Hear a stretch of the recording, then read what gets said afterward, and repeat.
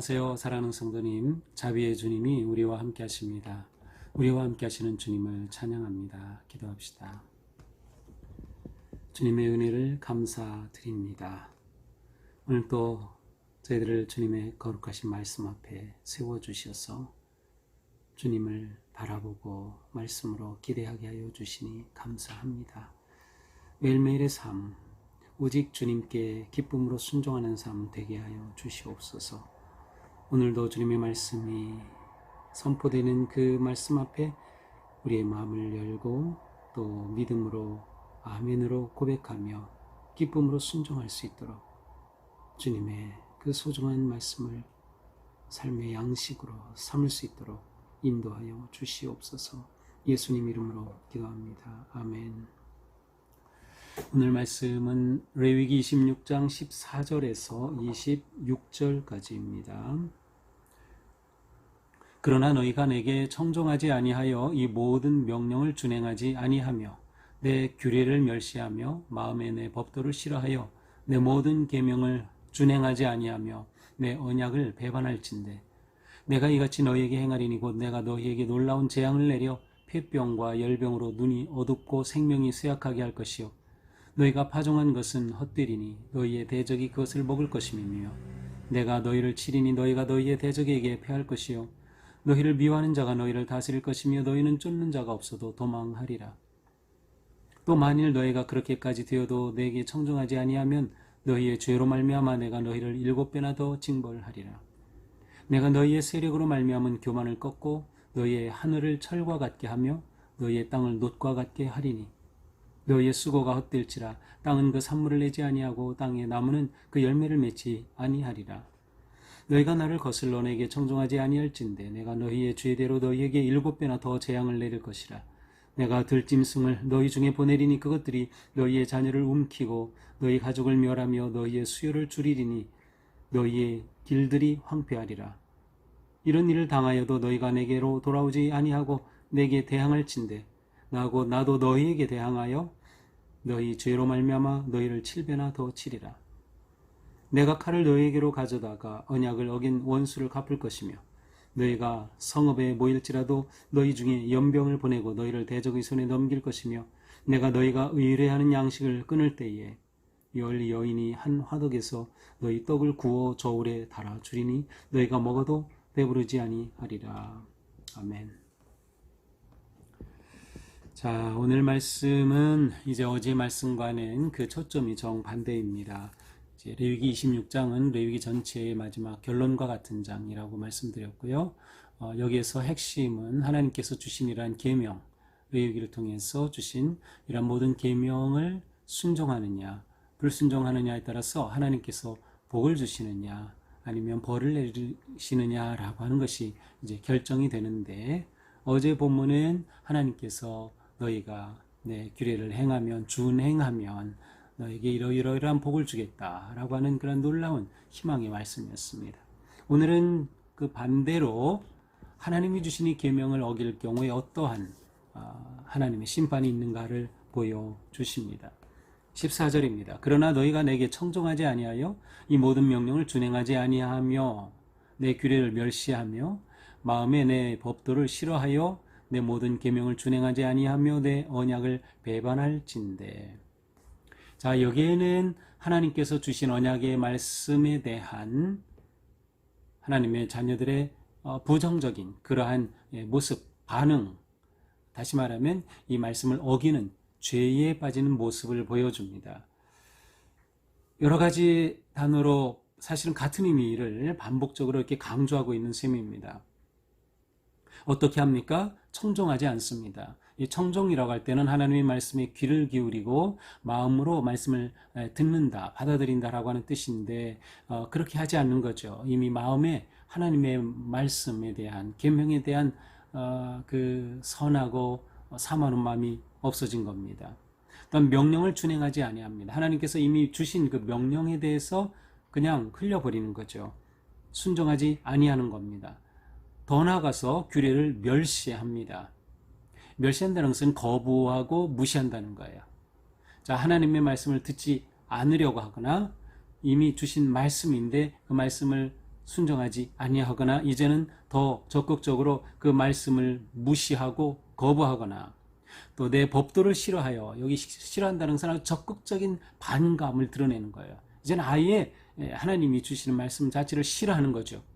내 모든 계명을 준행하지 아니하며 내 언약을 배반할진대, 결국 이러한 거부와 불순종은 하나님에 대한 배반이 되는 거죠. 뭐 배반이면 끝이죠. 거기에 어떤 더 희망이 있을까요? 완전히 하나님을 대적하는 것이니까요. 자, 이렇게 될 때 어떻게 하십니까? 16절, 내가 너희에게 놀라운 재앙을 내리겠다. 하나님께서는 하나님께 순종하지 않는 자들, 이게 단순한 순종이 아니고요. 사실은 하나님께서 그들을 얼마나 사랑해 주셨어요. 애굽에서 건져주시고 광야에서 보호하여 주시고 가나안 땅을 그들에게 내주시고 그 땅에 들어가게 하시고 그 땅을 하나님께서 약속대로 기업으로 주신, 그런데 이 땅에 들어가서 이들이 하나님에 순종하지 않는다. 이것은 그냥 불순종이 아니라 완전히 하나님에 대한 거역이고 배반인 거예요. 그래서 하나님께서는 이들에게 재앙을 내리시겠다는 거죠. 그러면서 몇 가지를 언급합니다. 전부 다 언급할 수는 없겠죠. 폐병과 열병으로 눕고 눈이 어둡고 생명이 쇠약하게 될 것이다. 질병이 온다라고 하는 것이죠. 물론 모든 질병이 다 하나님의 재앙과 심판은 아닙니다. 우리는 이런 말씀을 볼 때 나한테 이런 병이 있으니까 하나님이 재앙을 내리셨네, 곧장 그렇게 생각하는 것은 옳지 않습니다. 물론 하나님이 우리의 잘못에 대해 내리시는 그러한 재앙도 있지만 실제로는 우리 스스로가 건강을 잘못 관리하거나 또 유전적으로 타고난 그러한 약함이 있거나 또 어떤 사고가 있었든지 뭐 이러한 다양한 원인이 있겠죠. 그러나 하나님께서 이렇게 하나님을 배반한 자들에게 내리시는 그러한 징벌의 하나가 질병이라는 것을 말씀하고 있는 거예요. 또 파종한 것은 헛된다. 그들이 농사를 짓죠. 어제 본문에서 하나님께서 복을 주실 때는 이른 비 늦은 비를 내려주셔서 곡식이 아주 풍성하게 또 과일을 풍성하게 거두는 그러한 번영과 어떤 물질적인 복의 모습이라면 오늘은 그 반대인 거죠. 파종한 것이 다 의미가 없어요. 헛되게 되는 거죠. 또한 대적이 들어와서 그들이 농사 지은 것조차도 다 빼앗아 버리는 것입니다. 대적에게 패하는 거죠. 누구가 그들을 쫓아오지 않는데도 도망하는 거예요. 삶이 완전히 무엇인가 억눌리고 찌들리고 정말 그들의 인생이 황폐해지는 것이죠. 자, 이렇게까지 되어도 내게 청종하지 아니하면, 자, 18절에서는 앞에서 이와 같이 하나님이 징벌하시는 것에는 징벌 자체가 목적이 아님을 알 수 있어요. 이렇게 함으로써 그들이 돌아오기를 하나님은 아직도 기다리고 계신다는 그 마음이 담겨져 있어요. 이렇게 했는데도 너희가 돌아오지 아니하면, 청종하지 아니하면 너희 죄로 말미암아 내가 너희를 7배나 더 징벌하리라. 하나님께서는 7배나 이제 더 강하게 그들을 징벌하신다. 그래서 징벌이라고 하는 단어 자체에도 사실은 훈육한다, 훈련한다 라는 의미가 있습니다. 따라서 하나님은 여전히 이스라엘 백성들에 대해, 하나님의 자녀들에 대해 기대하시는 마음이 있는 거예요. 이렇게 벌을 내릴 때 이들이 돌아오겠지라는 그런 하나님의 마음, 하나님의 그 사랑과 인자심이 여전히 이 심판과 징벌 속에도 담겨 있음을 보게 됩니다. 하나님께서 이렇게 7배나 더 강하게 심판하실 때 어떤 일이 일어납니까? 교만을 꺾고 그들의 교만을 이렇게 흩어버리시고 너희의 하늘을 철과 같게 하고 땅을 녹과 같게. 하늘을 철로 가려버리면 비가 내릴 수 없죠. 땅이 노스로 깔리면 거기에 뭐 씨앗이 심어서 나올 수 있나요? 완전히 곡식이 없는 황폐한 땅이 되는 것을 말합니다. 따라서 20절에 너희 수고가 헛될지라 땅은 그 산물을 내지 아니하고 나무는 열매를 맺지 아니하리라. 곡식도 과일도 맺지 않는 그런 황폐한 땅이 되고 말 것이다. 21절 너희가 나를 거슬러 내게 청종하지 아니할진대. 아직도 하나님은 기다리셔요. 그래서 너희가 또 청종하지 않는구나 이렇게 하는데도 그때는 너희 제대로 7배나 더 재앙을 내릴 것이다. 그때는 7배나 또 더 강한 재앙을 내리실 것이다. 너희가 나를 거슬러라는 표현이 나와요. 하나님께 배반하는 것, 하나님께 순종하지 않는 것, 준행하지 않는 것을 가리켜 나를 거스른다. 거스른다는 것은 반대 방향으로 간다는 뜻이에요. 하나님께서 이 길로 가라 하셨는데 거꾸로 가는 거죠. 딴 길로 가는 거죠. 순종은 하나님께서 보여주신 그 길로 가는 겁니다. 준행이라고 하는 것 자체가 하나님이 보여주신 길을 걷는다는 뜻이죠. 그런데 불순종, 배반은 뭐예요? 그 길을 거꾸로 가는 겁니다. 역행하는 것이죠. 이렇게 될 때 하나님이 들짐승을 보내서 자녀들을 물어 죽게 하고 모든 가축을 물어 죽어서 멸하게 되고 더 나아가 너희 수요가 줄리니 인구가 감소하는 겁니다. 그냥 감소하는 것이 아니라 재앙 때문에, 사고 때문에 인구가 감소하고 가축의 수도 감소하는 거예요. 희망이 없는 거죠. 너희 길들이 황폐하리라. 하나님이 언약을 주셨을 때는 그 언약을 따르는 그 길이 복된 길이 되라고 주셨는데 그 길을 걷지 않고 역행하다 보니 이제는 그들이 걷는 길이 황폐한 길이 되고 만 것이죠. 23절 이런 일을 당하여도 너희가 내게 돌아오지 아니하고 내게 대항할진대 여전히 하나님은 기대하고 계셔요. 지금이라도 돌아오겠지. 그런데도 여전히 너희가 돌아오지 아니하고 나를 대항한다면 24절 나도 곧 너희에게 대항하여 너희 죄로 말미암아 너희를 7배나 더 치리니. 하나님께서 징벌하시는 이유는 너희가 나를 대항하기 때문이야. 내가 원래 너희를 대항하고 너희를 징벌하려는 것이 아니었어. 근데 너희가 나를 대항하니 내가 너희를 대항한 것이야 라고 심판의 이유를 말씀하시는 겁니다. 내가 칼을 너희에게로 가져가 언약을 어긴 원수를 갚을 것이고 하나님께서 칼로 그들을 심판하시는 거예요. 전쟁이 일어나고 적군이 들어와서 그들을 치는 거죠. 너희가 성읍에 모일지라도 너희 중에 연병을 보내고 전염병이 있어서 그들이 흩어지고 죽게 되고 대적의 손에 넘길 것이며 전쟁이 일어나 그들이 패망하게 되고 너희가 의뢰는 양식을 끊을 때 양식조차 이제는 끊어지게 돼요. 그래서 10명의 여인이 한 화덕에서 빵을 만들 밀가루가 없어요. 그러니 10명의 여인이 집에서 각각 자기 빵을 만들어야 되는데 10명의 여인이 겨우 화덕 하나를 가지고 빵을 굽고 있는 아주 비참한 현실이에요. 이렇게 되면 어떻게 됩니까? 너희가 먹어도 배부르지 아니하리라. 그러한 인생은 궁핍한 인생, 황폐한 인생이 되고 마는 것이죠. 자, 이것이 오늘의 말씀입니다. 자, 오늘 말씀을 보면서 우리는 근본적으로 하나님은 하나님의 자녀들에 대한 사랑과 인자심이 기본적으로 있으시다는 것을 우리는 봐야 합니다. 하나님께서 벌을 내리시는 것은 그냥 내리시는 경우가 없어요. 반드시 잘못 때문인 거죠. 그리고 그 벌조차도, 그 징벌조차도 하나님은 기회로 삼기를 원하시는 거예요. 돌아오도록, 회개하도록, 다시금 돌아오면 하나님은 얼른 받아주시려는 마음을 가지고 계신 거죠. 이러한 하나님의 모습을 우리는 생각하면서 오늘 말씀을 묵상하게 됩니다. 자, 그러면 우리는 어떻게 이러한 하나님의 심판과 재앙을 피할 수 있을까요? 그것은 간단하죠. 돌이키는 것입니다. 회개하는 것입니다. 하나님의 뜻은 멸망이 아니라 돌이킴입니다.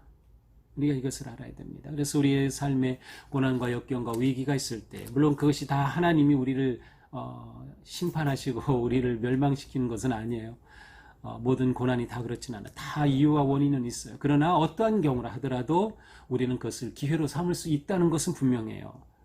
심지어 하나님께서 우리를 심판하시는 것조차도 하나님은 우리를 위한 기회로 주시는 거다. 그래서 우리는 돌이켜야 한다. 돌이키자.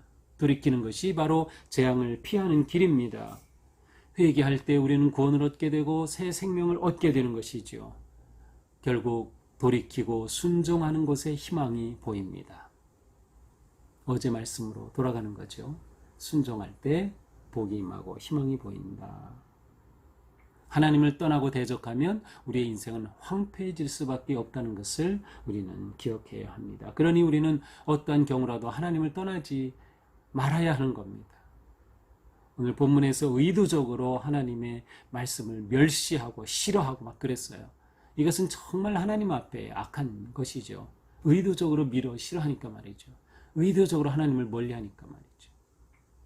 우리는 재앙을 피하기 위해 그리고 복을 받기 위해 하나님을 떠나지 않기를, 어떤 경우라도 하나님을 떠나면 안 돼요. 하나님을 대적하면 안 돼요.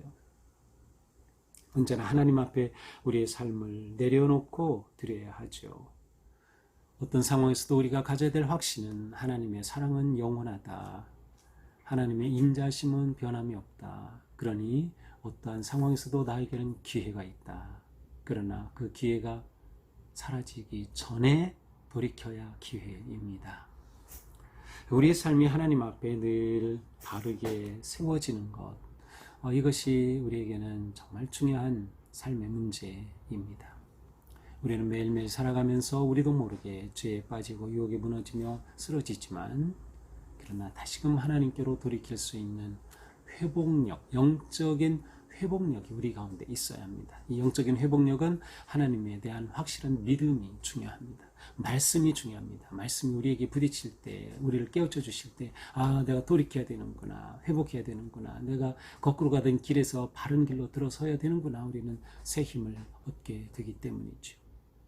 오늘 하루 우리의 삶이 하나님이 복으로 주신 언약을 징계의 이유가 되게 해서는 안 됩니다. 그래서 오늘 하루 우리 삶이 하나님의 말씀을 감사하고 즐거워하고 기뻐하며 순종하고 또 우리의 잘못을 깨우치게 될 때, 깨닫게 될 때 계속해서 하나님께 돌이키면서 하나님의 은혜와 사랑을 놓치지 않는 그러한 우리의 삶이 되기를 축복합니다. 기도합시다. 하나님의 사랑은 끝이 없고 인자하심은 끝이 없음을 감사드립니다. 그래서 우리에게는 언제나 기회가 있고 하나님 우리가 돌이키기를 원하고 계심을 보았습니다. 우리가 하나님을 배반할 때 하나님이 얼마나 아프시고 힘드셨을까. 하나님께서 징벌하시기까지 할 때의 그 하나님의 마음, 저희들이 모르고 그저 세상의 욕망과 이생의 기쁨을 쫓았던 저희들입니다. 주님, 저희의 모든 불순종과 죄악을 씻어 주옵소서. 오직 주님 앞에 정결하게 새로운 심령으로 거듭나게 하시고 하나님의 모든 진노와 재앙으로부터 벗어나 주님의 주시는 그 놀라운 은혜와 기쁨과 복을 누리는 삶의 길을 벗어나지 않도록, 놓치지 않도록 저희들을 잡아 주시옵소서. 예수님 이름으로 기도합니다. 아멘. 네, 오늘도 우리의 삶이 주님 은혜 안에서 바르고 정결하고 승리하는 그런 복된 삶 되기를 축복합니다. 사랑합니다.